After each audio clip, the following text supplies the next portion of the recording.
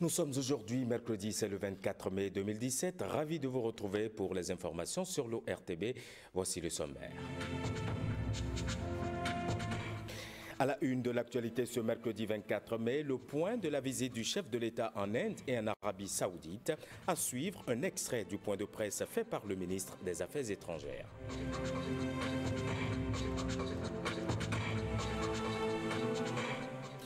Les membres de la commission de relecture du statut de la magistrature sont installés. C'est le ministre de la Justice qui les a renvoyés à leur exercice.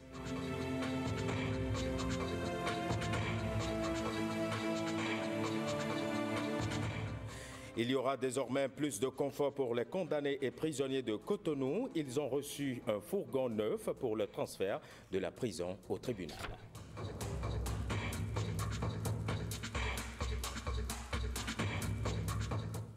Bonsoir et bienvenue à tous. Le chef de l'État est rentré au pays. Depuis dimanche, il était en mission en Arabie Saoudite et en Inde. En République indienne, le président Talon a participé, entre autres, à la 52e Assemblée annuelle du Conseil des gouverneurs de la Banque africaine de développement, ainsi qu'à la 43e Assemblée du Conseil des gouverneurs du Fonds africain pour le développement. Suivez à ce sujet un extrait du point de presse donné par le ministre des Affaires étrangères, Aurélien Agbenossi. C'était cet après-midi même au micro de Ghislain Pouguet et de Brice Chibozo. Nous avons participé aux assemblées annuelles, aux 52e assemblées annuelles du Conseil des gouverneurs de la Banque africaine de développement et à la 43e assemblée du Conseil des gouverneurs du Fonds africain pour le développement. Là aussi, le chef de l'État, qui était particulièrement intéressé par le thème de ces assemblées, à savoir transformer l'agriculture pour créer la richesse en Afrique, a accordé d'abord une audience dès son arrivée au président de la BAD, le président Akiwumi Adesina, qui a salué l'engagement de notre pays aux côtés de la banque et qui d'ailleurs a bien mentionné que parmi les 2 bureaux qui viennent d'ouvrir en Afrique, le Bénin se trouvait en bonne place et il a remercié le président qui a facilité l'installation de leur bureau. Le chef de l'État a également participé à une table ronde où il était question de la coopération que l'Afrique devait avoir avec l'Asie. Le président Talon a eu une réunion bilatérale avec le Premier ministre Narendra Modi, où ils ont passé en revue notre coopération. Ils ont essentiellement abordé les voies et moyens pour redynamiser les 7 accords qui ont été signés en 2009 entre notre pays et l'Inde. Et il a insisté sur 3 points particuliers, à savoir le projet de l'identifiant unique au Bénin, l'identification de nos populations par la biométrie. Le Premier ministre indien a aussi offert au président d'explorer les possibilités de coopérer avec son pays dans le domaine de la santé, parce que vous savez que l'Inde produit les médicaments génériques et a développé toute une expertise pour produire des médicaments à bas prix. Nous avons aussi avec le Premier ministre indien, aborder la question de la coopération avec le secteur privé. Le Premier ministre Modi a proposé au président de créer les conditions d'une rencontre entre le secteur privé indien et les dirigeants béninois, qu'ils soient du secteur public ou du secteur privé, pour voir comment des possibilités d'investissement peuvent être explorées. Enfin, le Premier ministre indien a souhaité accueillir très prochainement le président Talon pour une visite bilatérale, une visite de travail, où je crois que les chantiers qui ont été évoqués ou ceux qui existent seront mis en évidence. Restons dans le domaine de la coopération bilatérale pour évoquer ce soutien du royaume saoudien aux fidèles musulmans du Bénin. Pour le jeûne qui démarre dans quelques jours, le royaume saoudien offre 50 tonnes de dattes au Bénin. La cérémonie de signature des documents de réception de ce cadeau s'est déroulée hier, lundi, au ministère des Affaires étrangères. Rebecca Kenjaroundé, Alexis Kenom pour le compte-rendu. 50 tonnes de dattes d'une valeur de 42 millions de francs CFA. C'est le don de Sa Majesté le roi Salman de l'Arabie Saoudite au gouvernement béninois. Un geste pour soutenir les musulmans pendant ce mois de Ramadan. La remise officielle du don de Sa Majesté le roi Salman, ce don qui a été fait au peuple béninois, c'est un don de 50 tonnes de dattes réservé à la population musulmane du Bénin et afin de pouvoir passer de bons moments du mois de Ramadan. Ce don s'inscrit dans ce qui commence à être une tradition puisqu'il fait suite à ceux de 2015 et de 2016. Je puis vous rassurer qu'une répartition judicieuse en sera faite sur toute l'étendue du territoire national et ce conformément à une grille établie par un comité de gestion impliquant toutes les parties concernées. Pour le secrétaire général du ministère des Affaires étrangères, cet acte symbolise l'amitié qui lie les peuples béninois et saoudiens, une amitié forte et lointaine qui ne cesse de se renforcer et de se consolider au fil du temps. L'actualité ce 24 mai, c'est aussi le démarrage d'une étude sur le phénomène des migrants, avec un accent particulier sur la situation des enfants victimes de traite et d'exploitation économique.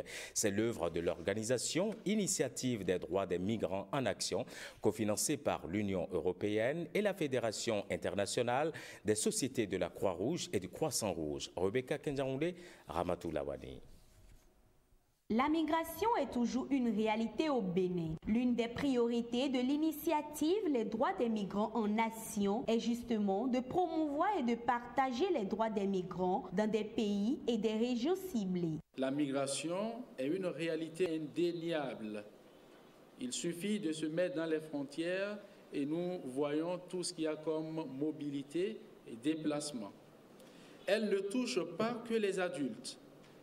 Accompagnés ou non, de nombreux enfants se retrouvent sur les routes de la sous-région.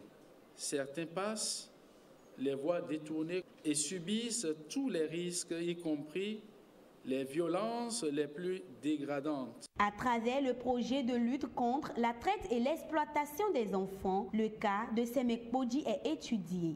Des enfants, il en a été question. Mais désormais, dans cette commune de Semek Bodji, nous saurons que les enfants, environ 34%, retrouvés dans la situation de migration et de traite, ont à peine 11 ans. Et que ceux qui ont entre 16 et 17 ans, au cours de cette recherche, étaient de 39%. La migration provoque la destruction de la personne et la met, dans la plupart des cas, en situation de vulnérabilité profonde. La Convention 189 de l'Organisation internationale du travail sur le travail domestique est l'un des outils qui encadre cette pratique courante.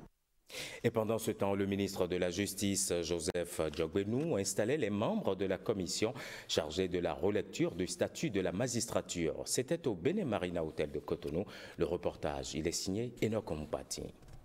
L'élargissement organique et structurel ainsi que le renforcement de la justice entrent dans sa phase active. En témoigne la présente cérémonie consacrée à l'installation des membres de la commission chargée de la relecture du statut de la magistrature. La mission qui est la vôtre n'est pas une mission en faveur de la magistrature. La mission qui est la vôtre est une mission en faveur de la justice. Une mission des hommes et des moyens, dit un adage. À cette même occasion, le ministre de la Justice a procédé à la remise des toges aux magistrats. La justice se voit, se laisse voir. La justice est incarnée. La justice a ses habits. La justice a ses tenues, a ses comportements. Et c'est l'État qui assure ça. C'est pour cela que lorsque cette préoccupation de toge a été exposée au gouvernement, nous y sommes attelés. Nous nous sommes attelés à trouver la réponse qu'il faut. Je voudrais dire aux juges, aux magistrats exerçants dans les tribunaux de première instance que nous avons aussi entrepris de commander les toges noires parce que c'est un devoir pour l'État. Il a par ailleurs rassuré ses hommes de droit sur la satisfaction prochaine d'autres revendications. Direction Sinandé. Là-bas, le programme d'action du gouvernement reçoit du soutien. Les membres du Nouveau Départ des communes de Bembereke, Sinandé, Niki et Kalale disent approuver le contenu du PAG. Ils l'ont clamé haut et fort. C'était au cours d'un meeting de lancement de vulgarisation dans la 7e circonscription électorale. Je vous propose d'écouter quelques extraits au micro de Nestor Sela et de Giscard Akbovi. Nous avons toujours souffert de l'enclavement de la commune de Sinandé. Et donc nous tenons à le remercier très sincèrement pour avoir pris en compte cette voie. Et sur le terrain, tout le monde est fier, content qu'aujourd'hui Sinandé aura sa route. Guessou Sud, Sinandé. Nous avons constaté que la route Kalale-Niki-Sebana a été retenue. Tout ce qui nous tient d'abord, c'est cette route. Le jour que cette route sera réalisée, c'est à partir de ce jour que l'ensemble des filles de Kalale se sentiront être de la République du Bénin. Et je suis sûr qu'avec l'aide de Dieu et la volonté manifeste du gouvernement du président Talon, cette voie sera réalisée. La population, d'abord, c'est ce que nous attendons d'elle, c'est l'accompagnement. L'accompagnement, qu'ils soutiennent. Ils soutiennent ce programme. Il faut produire davantage. Parce que sans devise, on ne peut rien avoir. Étant donné qu'on était les membres du Nouveau Départ, ça veut dire actuellement nous sommes comptables de la gestion du président de la République. Alors il est normal qu'aujourd'hui nous vulgarisons ce programme. Parce que si ce programme échoue, c'est comme nous-mêmes nous avons échoué. Nous allons parcourir dans les jours qui viennent, à Meaux, village, comme nous l'avons fait entre-temps pendant les campagnes, d'aller encore nous approcher de la population pour leur expliquer le bien fondé de ce programme d'action du gouvernement appelé Bénin Révélé. Parce que ce programme comporte des éléments où nous nous retrouvons dans notre circonscription électorale. Nous allons demander à notre population de nous aider à accompagner ce programme du président Patrice Talon. À Dangbo, c'est une affaire domaniale qui est au cœur de la session extraordinaire du conseil communal. C'était une véritable confrontation publique entre conseillers qu'ont assisté Guillaume Avienou et Patrick Gagny-Mavor. Comment se fait-il que monsieur est en sa position, le programme ne fait pas un technicien de cette mairie? L'univers ne vous rate en rien. Semez et puis vous allez récolter. Une rencontre de vérité entre conseillers et équipe dirigeante de la mairie de Dangbo. À l'ordre du jour, une affaire domaniale portant sur une superficie de 2 hectares, préalablement attribuée par la mairie à un promoteur social local pour l'érection d'infrastructures devant servir à la formation et à la prise en charge de la jeunesse déshéritée de la commune. Un projet finalement détourné à des fins mercantiles. Le maire Mathias Akoano et son équipe mise en cause dans cette affaire a décidé de laver publiquement son honneur. Quand les 4 conseils disent qu'ils ont les preuves, c'est ce qu'ils ont comme preuve. Le reste, le type a bavardé dans les portables en disant qu'il a eu une discussion avec le maire et le maire aurait réclamé de l'argent. Si le maire veut prendre de l'argent, s'il allait soumettre son dossier au conseil communal. Il se dégage de la confrontation avec le ton élevé parfois dans le rang des protagonistes de ce qu'on peut qualifier de crise, une évidence. Le promoteur en question semble avoir manqué de bonne foi. Les choses qui n'existent pas, ils ont raconté, nous les avons déchargés. Ceux qui ne savent pas, là où la loi n'a pas prévu quelque chose, on peut faire la chose. Au final, la majorité des conseillers a requis que le promoteur incriminé s'en tienne aux clauses du contrat de cession préalablement établi, au risque de se voir purement et simplement retirer le domaine par la mairie de Dangbo. C'est parti pour la 2e édition du concours Hackathon 2017. Plus de 240 développeurs sont sur le départ. Ils vont concourir pour trouver des applications innovantes dans les secteurs de l'éducation, du commerce ainsi que de la santé. Reportage Enoch Compati, Augustin Baudou. Une démonstration artistique pour lancer le concours Hécatombe édition 2017. Organisé par le ministère de l'économie numérique et de la communication en partenariat avec la Banque mondiale, ce concours réunit des étudiants béninois développeurs. L'objectif est de les amener à développer des applications simples et innovantes pour les secteurs de l'éducation, du commerce et de la santé. Des offres qui seront en phase avec les préoccupations des usagers. Dans le domaine de la santé, nous espérons avoir des applications innovantes sur la sensibilisation des communautés, la communication unifiée entre les structures sanitaires, la télémédecine, le suivi des grossesses. Dans le domaine de l'éducation, nous attendons des innovations sur la gestion de la scolarité, le e-learning et le didactuel.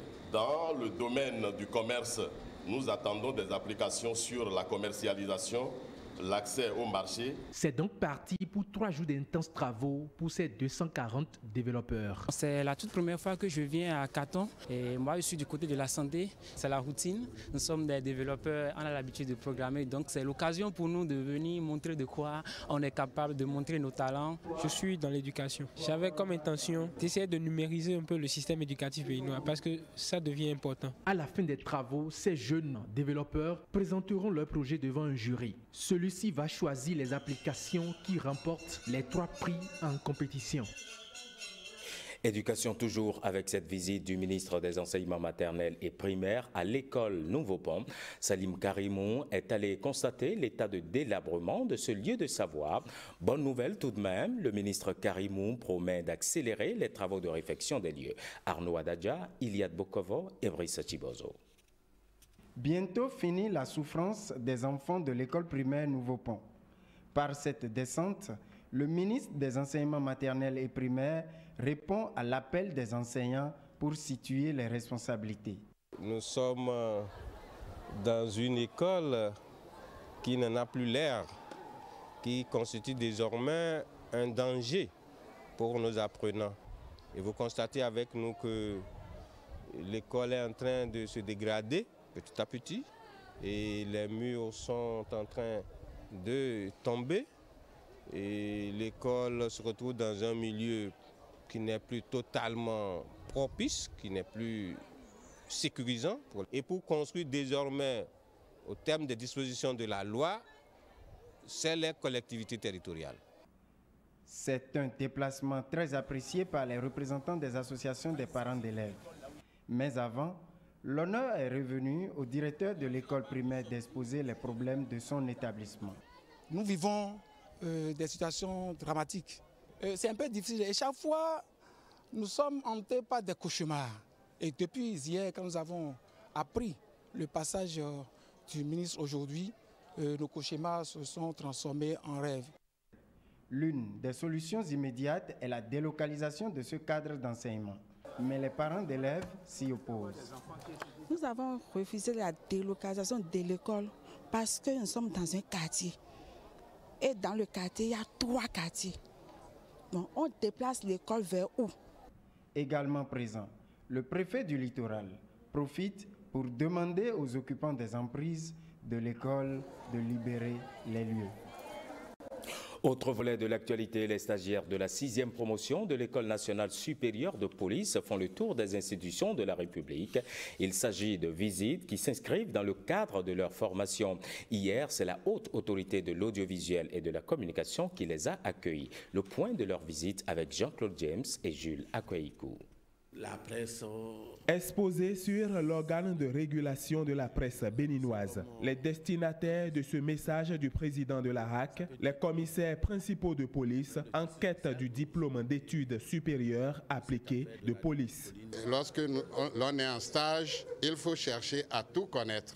Et la police doit aller un peu partout.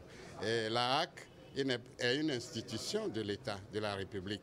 Et de loin, on entend ce qui se dit, ce qui se fait ici, mais il était important que nous nous rapprochions des responsables de cette institution pour mieux la connaître. Nous avons retenu beaucoup de choses. Nous avons d'abord connu comment est-ce que la HAC travaille, l'organisation et l'organigramme de la HAC, comment est-ce que les plénières sont organisées et comment est-ce que les décisions de la HAC sont prises après des audiences. Donc cela nous a édifiés à plus d'un titre. Mais si la Maison nationale de la presse suscite cette curiosité, qu'en est-il de la relation entre policiers et journalistes? Nous collaborons avec les journalistes. Nous ne sommes pas des adversaires, encore moins des ennemis. Nous devons toujours continuer par collaborer et chacun doit savoir comment est-ce qu'il faut accomplir sa mission et tout le reste viendra après. Avant la HAC, la Cour constitutionnelle a été visitée et les autres institutions de la République vont également accueillir cette 6e promotion de stagiaires de l'École nationale supérieure de police. Les transferts des condamnés et des prisonniers provisoirement détenus vers les lieux d'audience seront désormais plus aisés à Cotonou. La prison civile vient de recevoir un fourgon flambant neuf. Clotaire Awekou et Wenceslas Sarouaimon ont suivi la cérémonie de remise. Reportage. Le déplacement des condamnés ou des personnes détenues provisoirement de la prison civile de Cotonou vers les prétoires ou les salles d'audience est ainsi facilité à la faveur de cette mise à disposition du fourgon. Une remise de matériel roulant qui rime avec l'accélération dans les dossiers de jugement pendant devant les tribunaux. Ce nombre élevé des personnes en détention provisoire est dû aussi au fait que les moyens ne suivent pas dans la présentation des personnes inculpées devant les juridictions. L'une des solutions est la dotation de nos maisons d'arrêt de véhicules en capacité d'assurer la présence de ces personnes-là. Mais au-delà, je m'adresse à vous parce que je sais que beaucoup parmi vous, et nous mettons en place une politique dans le sens que beaucoup parmi vous recouvrent leur liberté. Luttons de la surpopulation carcérale, amélioration des conditions de vie des détenus et célérité dans l'étude des dossiers devant les juridictions vont de pair avec ces cérémonies de remise de fourgon à la prison civile de Cotonou. Parlons à présent santé. On a célébré hier 23 mai la journée internationale contre les fistules obstétricales. C'est une maladie des femmes qui fait des victimes depuis quelques années au Bénin. Cette 5e édition de la journée internationale d'élimination des fistules obstétricales a eu lieu à la Maison des Jeunes de Koulékamé. Cyprien Lokossou, Évariste Zomaon pour le reportage. La fistule obstétricale multiplie ses victimes au Bénin.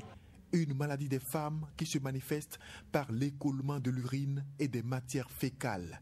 La maladie de la honte ou des odeurs nauséabondes, comme certains l'appellent. Les zones rurales au Bénin en souffrent.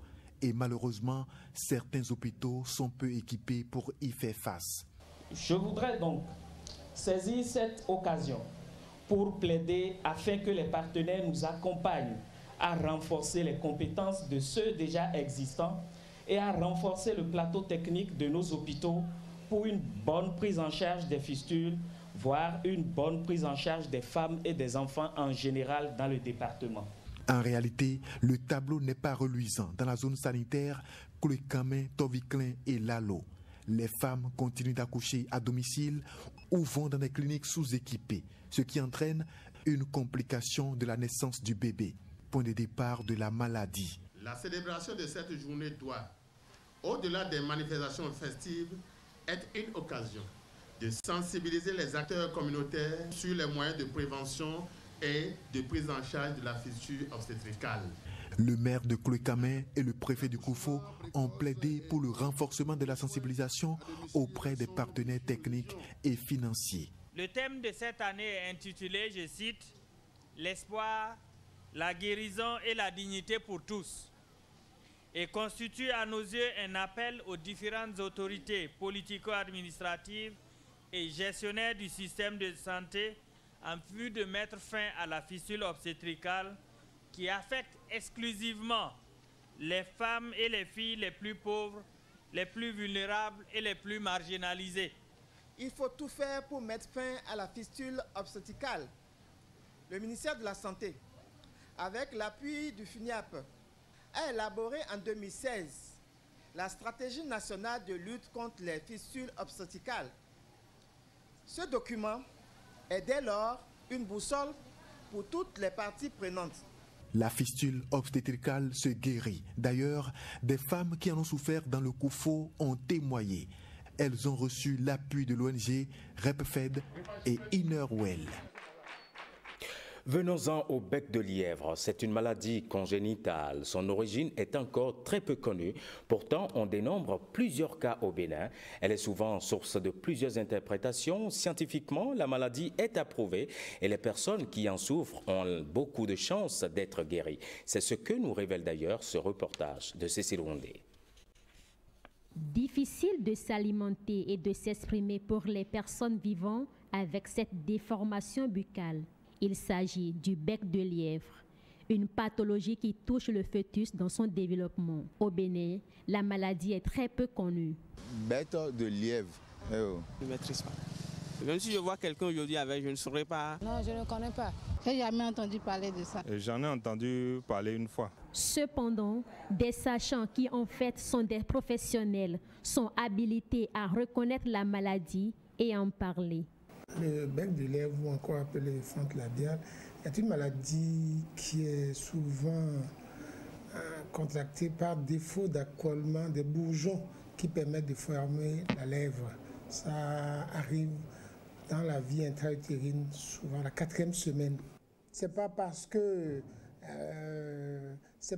comme on dit chez nous, on a lancé un sort aux parents ou bien non. Parfois, les gens disaient même que c'est parce que pendant que la maman portait la grossesse, soit elle est allée chez le boucher qui a coupé ou bien non. En dehors de la malformation du visage, ces personnes restent des êtres humains à part entière. Malheureusement, ils sont souvent victimes d'une certaine stigmatisation. On met dans un établissement, les gens disent « Ah, voilà, bon, ça fait peur aux autres enfants. » Lorsque l'enfant est né, beaucoup nous ont éloignés. Précisément, les gens qui sont dans ma famille. Un enfant qui, à la naissance, a une fente labiale ne va pas transmettre la fente labiale à un autre enfant. Non, c'est pas contagieux du tout. Il aura peut-être quelques petits défauts lors de la succion, lors de l'élocution, lorsqu'il va parler. C'est une maladie tout à fait traitable qui donne de très bons résultats. Et les résultats sont meilleurs, plus vite le malade est pris en charge. Les progrès chirurgicaux permettent aujourd'hui de réparer le bec de lièvre. Cependant, le coût élevé du traitement constitue une difficulté majeure pour les familles. Depuis 2010, un brin d'espoir est donné aux personnes vivant avec ce handicap. J'étais chez moi quand un frère m'a appelé pour dire, depuis le village, voilà, il y a une telle ONG, donc je suis venu. Et voilà aujourd'hui l'enfant, le nouveau enfant que j'ai. C'était formidable, c'est un travail impeccable. Beaucoup m'ont dit, où est-ce que tu as amené l'enfant? Dans quel hôpital on a traité l'enfant comme ça? J'ai dit non, que vraiment, moi-même, je ne m'attendais pas à ça. Eustache Akoto est président d'une organisation non gouvernementale. Par son entremise, ces malformations sont traitées sans contrepartie financière de la part des patients. Nous voulons que le gouvernement nous accompagne. Parce que c'est vrai qu'ils font l'effort à travers le ministère de la Santé, juste, mais un appui technique. Mais il faudrait qu'ils en fassent davantage parce que si rien n'est fait pour l'esthétique de ces personnes, ils vont mourir comme ça. Et à chaque fois que nous voulons organiser cette mission, il y a plus de difficultés. Il y a plus de blocages qu'on ne peut pas exprimer. L'appui du gouvernement pourrait contribuer à redonner le sourire à un plus grand nombre de familles touchées par cette pathologie. Religion à présent, la paroisse Grâce Divine de Godomain de l'église du christianisme céleste a fêté les moissons ce dimanche. Une fête riche en chansons et en musique avec la présence effective du révérend pasteur Bennett Adeogun en personne. Reportage Ghislain Poguet, Francis Faton. Fête des moissons à l'église du christianisme céleste Grâce Divine de Godomain ce dimanche. Pour la circonstance, le culte est présidé par le premier responsable au niveau mondial de la confession, le révérend pasteur Bennett Adeogun. Reçois la grâce de Dieu au nom de Jésus. Que la paix de Dieu soit avec toi. Que Dieu transforme ta vie. Que Dieu transforme ton corps. Qu'il transforme ton esprit. Ce dimanche, on a moissonné et engrangé des biens matériels et financiers pour l'œuvre du Seigneur et de l'église. Entre nous, on va faire sortir de l'argent acheté pour rendre grâce à Dieu, pour édifier encore plus le temple, là où nous célébrons notre Dieu. Annuellement, nous célébrons cette fête de moisson pour rendre grâce au Seigneur, pour lui présenter les prémices de nos récoltes et ensuite recevoir sa bénédiction. La prêche du jour martèle que l'obéissance aux parents est une prescription divine. Obéissance aux parents et par extension, obéissance à Dieu et à l'Église. Cette attitude exige, selon le prêcheur, la révolte et la rébellion face aux idées et aux tentations de l'esprit malin. Une célébration au cours de laquelle la chanson a occupé une place importante. La chanson, c'est la maison de Dieu. On dit que dans la louange règne le Seigneur. Le Seigneur règne dans la louange. Nous ne pouvons pas faire une fête sans une chanson. Ce dimanche sur la paroisse Grâce Divine, on a animé, chanté, dansé toute la journée.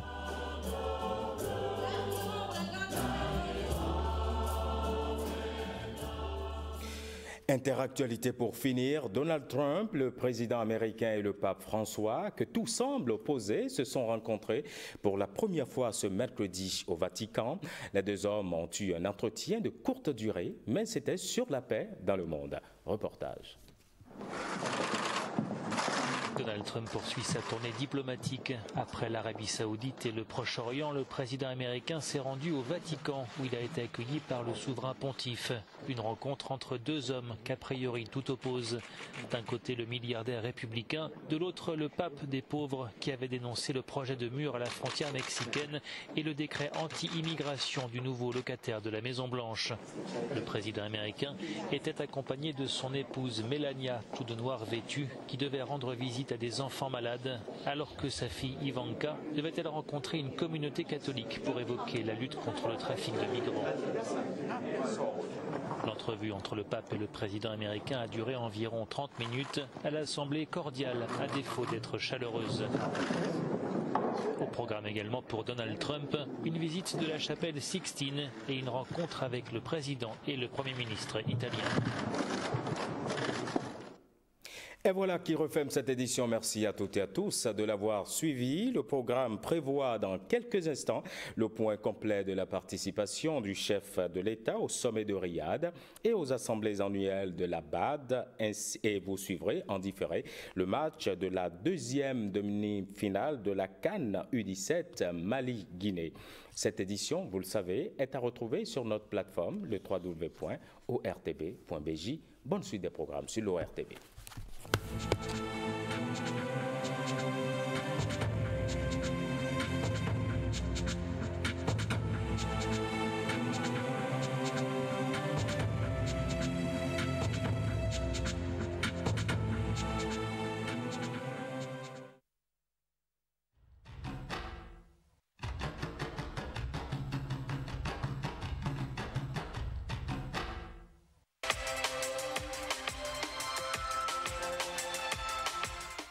Bienvenue à toutes et à tous. Juste un mot, nous parlerons de ce que les citoyens n'aiment pas, souvent, toujours, mais qui malheureusement ou heureusement, selon le côté où on se situe bien sûr, est indispensable à la santé du pays. Vous l'avez deviné, impôts et taxes. Que renferment ces deux expressions qui font autant de terreur chez les citoyens? Je veux tout d'abord demander aux spécialistes de boucher les oreilles puisque malheureusement nous n'allons pas utiliser le gros français technique qu'ils utilisent souvent et que nous ne comprenons pas toujours. Alors, l'impôt c'est quoi?